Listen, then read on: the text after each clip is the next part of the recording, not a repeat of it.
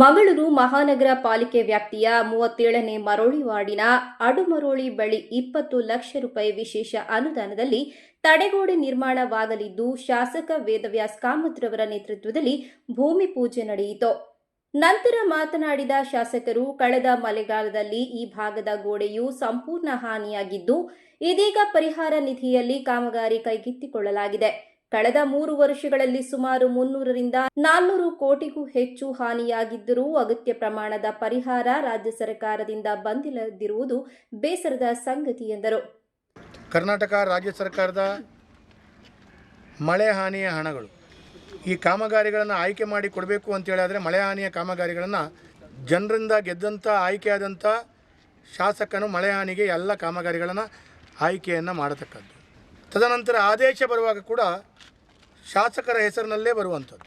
ಹಾಗಾಗಿ ಇದಕ್ಕೆ ಪ್ರಮುಖವಾಗಿ ಜವಾಬ್ದಾರಿ ಯಾರು ಅಂತ ಕೇಳಿದರೆ ಮಳೆ ಹಾನಿಗೆ ಜನರಿಂದ ಗೆದ್ದಂಥ ಶಾಸಕರೇ ಪ್ರಮುಖವಾದಂಥ ಜವಾಬ್ದಾರಿಯಲ್ಲಿ ಇವತ್ತು ಶಿಲಾನ್ಯಾಸವನ್ನು ಮಾಡ್ತಾಯಿದ್ದಾರೆ. ರಾಜ್ಯ ಸರ್ಕಾರದಿಂದ ಎಲ್ಲ ವಿಧಾನಸಭಾ ಕ್ಷೇತ್ರಕ್ಕೆ 3 ವರ್ಷದಲ್ಲಿ ಸರಿಸುಮಾರು 300-400 ಕೋಟಿಯಷ್ಟು ಮಳೆಯ ಪ್ರಕೃತಿಯ ವಿಕೋಪದ ಹಾನಿ ಆಗಿದ್ದರೂ ಕೂಡ 10 ಕೋಟಿಯಷ್ಟು ಬಿಡುಗಡೆ ಮಾಡಿದ್ದೇವೆ. ಆ 10 ಕೋಟಿಯಲ್ಲಿ 20 ಲಕ್ಷ ಈ ಕಾಮಗಾರಿಗಳನ್ನು ಆಯ್ಕೆ ಮಾಡಿದ್ದೇವೆ. ಉಳಿದಂಥ ಎಲ್ಲ ನಗರ ಭಾಗದಲ್ಲಿ ಮಳೆಯ ಪ್ರಕೃತಿಯ ವಿಕೋಪದ ಕಾಮಗಾರಿಗಳನ್ನು ಕೈಗೆತ್ತಿಕೊಳ್ಳುವಂಥ ಕಾರ್ಯಗಳಾಗಿದೆ. ಹಾಗಾಗಿ ಇದೆಲ್ಲವೂ ಜವಾಬ್ದಾರಿ ಯಾರ್ದು ಅಂತ ಕೇಳಿದರೆ ಶಾಸಕರ ಜವಾಬ್ದಾರಿಯಲ್ಲಿ. ಮತ್ತು ಈ ಕಾಮಗಾರಿಗಳನ್ನು ಕೂಡ ಆಯ್ಕೆ ಮಾಡಬೇಕು ಅಂತ ಹೇಳಿದ್ರೆ ನನ್ನ ದಕ್ಷಿಣದ ವಿಧಾನಸಭಾ ಕ್ಷೇತ್ರ ಶಾಸಕರಾದ ವೇದವ್ಯಾಸ್ ಕಾಮತ್ ಅವರು ಕೊಟ್ಟಂಥ ಹಳೆಯ ದಿನಾಂಕದ ಪ್ರತಿಗೆ ಅದರ ಅಭಿಪ್ರಾಯ ಮತ್ತು ಅವರ ಅನುಮೋದನೆ ಪತ್ರ ಕೂಡ ನನ್ನ ಹತ್ರ ಇದೆ. ಹಾಗಾಗಿ ಇದಕ್ಕೆ ಶಾಸಕರ ಪ್ರಥಮವಾದಂಥ ಪ್ರಯತ್ನದಿಂದ ಆಗಿದೆ ಅಂತ ಹೇಳುವಂಥದ್ದು ಇವತ್ತು ಹೇಳ್ತಾ.